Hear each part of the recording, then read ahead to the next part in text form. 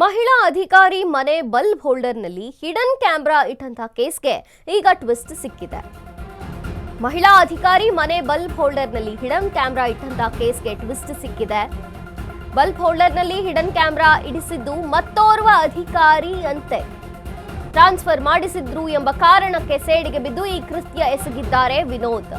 ವೃತ್ತಿ ದ್ವೇಷದ ಕಾರಣ ಅಧಿಕಾರಿಣಿ ತೇಜೋವಧಿಗೆ ಅಧಿಕಾರ ವಿನೋದ್ ಅಡ್ಡದಾರಿ ಹಿಡಿದ್ರು. ಮಹಿಳಾ ಅಧಿಕಾರಿಯ ಖಾಸಗಿ ದೃಶ್ಯ ಸಂಗ್ರಹಿಸೋದಕ್ಕೋಸ್ಕರ ಈ ಐನಾತಿ ಐಡಿಯಾ ಮಾಡಿದ್ರು.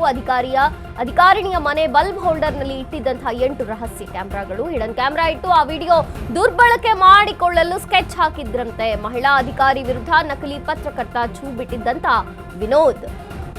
ಬ್ಲಾಕ್ ಮೇಲ್ನಲ್ಲಿ ಬಂದ ಹಣದಲ್ಲಿ ಮನೆ ಕಟ್ಟಲು ವಿನೋದ್ ಪ್ಲಾನ್ ಮಾಡಿದ್ರಂತೆ. ಕೊನೆಗೂ ಪೊಲೀಸರ ಖೆಡ್ಡಾಗೆ ಬಿದ್ದ ಪಾಪಿ ಅಧಿಕಾರಿ ವಿನೋದ್ ಟಿ. ಜಡ್ಜ್ ಮುಂದೆ ವಿನೋದ್ ಹಾಜರುಪಡಿಸಿ ಜೈಲಿಗೆ ಅಟ್ಟಿದ್ದಾರೆ ಪೊಲೀಸರು. ಬೆಳಗಾವಿಯ ಮಾಳಮಾರುತಿ ಪೊಲೀಸರ ಬಿಗ್ ಆಪರೇಷನ್ ಇದು. ಮಹಿಳಾ ಅಧಿಕಾರಿಣಿಯ ಮನೆ ಬಲ್ಬ್ ಹೋಲ್ಡರ್ನಲ್ಲಿ ಕ್ಯಾಮೆರಾ ಇಟ್ಟಿದ್ದಾರೆ. ಬಲ್ಬ್ ಹೋಲ್ಡರ್ನಲ್ಲಿ ಹಿಡನ್ ಕ್ಯಾಮೆರಾ ಇಡಿಸಿದ್ದೇ ಮತ್ತೋರ್ವ ಅಧಿಕಾರಿ. ವೃತ್ತಿ ದ್ವೇಷ ಅನ್ನೋದು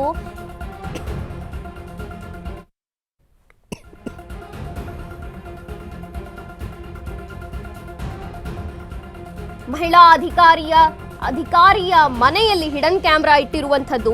ಬಲ್ಬ್ ಹೋಲ್ಡರ್ನಲ್ಲಿ ಹಿಡನ್ ಕ್ಯಾಮೆರಾ ಇಡಿಸಿದ್ದು ಮತ್ತೋರ್ವ ಅಧಿಕಾರಿನೇ. ಟ್ರಾನ್ಸ್ಫರ್ ಮಾಡಿಸಿದ್ರು ಎಂಬ ಕಾರಣಕ್ಕೆ ಸೇಡಿಗೆ ಬಿದ್ದು ಈ ಕೃತ್ಯವನ್ನ ಎಸಗಿದ್ದಾರೆ ವಿನೋದ್. ವೃತ್ತಿದ್ವೇಷದ ಕಾರಣ ಯಾವ ಮಟ್ಟಕ್ಕೆ ಇಳಿತಾರೆ ಅಂತ 4 ಜನರಿಗೆ ಬುದ್ಧಿ ಹೇಳುವಂತಹ ಜವಾಬ್ದಾರಿಯಲ್ಲಿ ಇರುವಂತಹ ಅಧಿಕಾರಿಗಳು ಈ ರೀತಿಯಾಗಿ ಮಾಡಿದ್ದಾರೆ.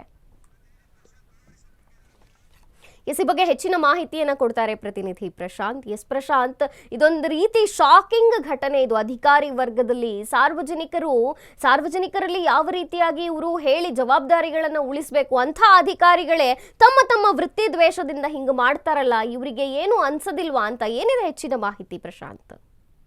ಖಂಡಿತ ಮಂತ್ರಿ, ಏನಂತಂದ್ರೆ ಮಹಿಳಾ ಅಧಿಕಾರಿಯ ಮನೆಯಲ್ಲಿ ಬಲ್ಬ್ ಹೋಲ್ಡರ್ ನಲ್ಲಿ ರಹಸ್ಯ ಕ್ಯಾಮೆರಾ ಅಳವಡಿಸಿದ ಪ್ರಕರಣಕ್ಕೆ ಸಂಬಂಧಪಟ್ಟಂತೆ ಮತ್ತೊಂದು ಹೊಸ ತಿರುವು ಸಹ ಇಲ್ಲಿ ಸಿಕ್ಕಿರುವಂತದ್ದು. ಈ ದುಷ್ಕೃತ್ಯದ ಹಿಂದೆ ಸರ್ಕಾರಿ ಅಧಿಕಾರಿಯ ಸಂಚು ರೂಪಿಸಿದ್ದಾನೆ ಎಂಬುದು ಇದೀಗ ಮಾಳಮಾರುತಿ ಪೊಲೀಸರ ತನಿಖೆಯಿಂದ ಇಲ್ಲಿ ಬೆಳಕಿಗೆ ಸಹ ಬಂದಿರುವಂತದ್ದು.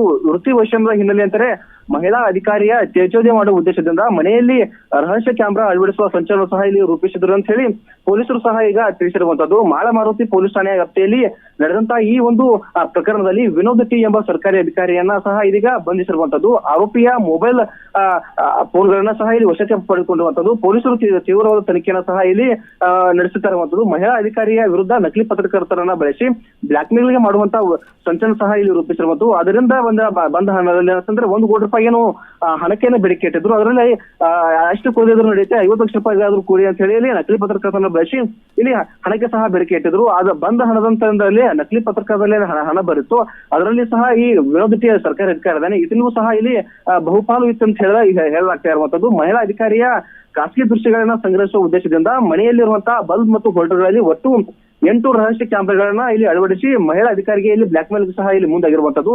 ಇದೇ ಮಹಿಳಾ ಅಧಿಕಾರಿಯ ಸಂಬಂಧಪಟ್ಟಂತೆ ಏನಂತಾರೆ ವಿನೋದನ ವರ್ಗಾವಣೆಗೆ ಕಾರಣ ಆಗಿತ್ತು. ಆ ಒಂದು ಹಿನ್ನೆಲೆ ಅಂತಂದ್ರೆ ಸೇಡನ್ನ ತೀರಿಸಿಕೊಳ್ಳಲು ಇಲ್ಲಿ ಅಡ್ಡ ಮಾರ್ಗ ಹಿಡಿದಿದ್ದಾನೆ ಅಂತ ಹೇಳಿ ಪೊಲೀಸರ ತನಿಖೆಯಿಂದ ಸಹ ಇಲ್ಲಿ ಬಯಲಾಗಿರುವಂತದ್ದು. ಹಿಡನ್ ಕ್ಯಾಮೆರಾನ ಮೂಲಕ ವಿಡಿಯೋ ಸಂಗ್ರಹಿಸಿ ದುರ್ಬಳಕೆ ಮಾಡುವಂತಹ ಸಂಪೂರ್ಣವಾದ ಸ್ಕೆಚ್ ಸಹ ಇಲ್ಲಿ ಹಾಕಿರುವಂತದ್ದು. ಒಟ್ಟು 4 ಜನ ಆರೋಪಿಗಳ ಸಹ ಬಂಧಿಸಿರುವಂತದ್ದು.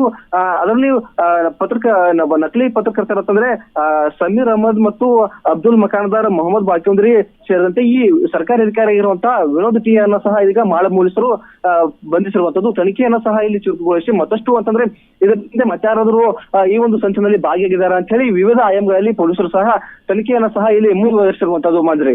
ಓಕೆ ಪ್ರಶಾಂತ್, ಥ್ಯಾಂಕ್ ಯು ನಿಮ್ಮೆಲ್ಲ ಮಾಹಿತಿಗಾಗಿ.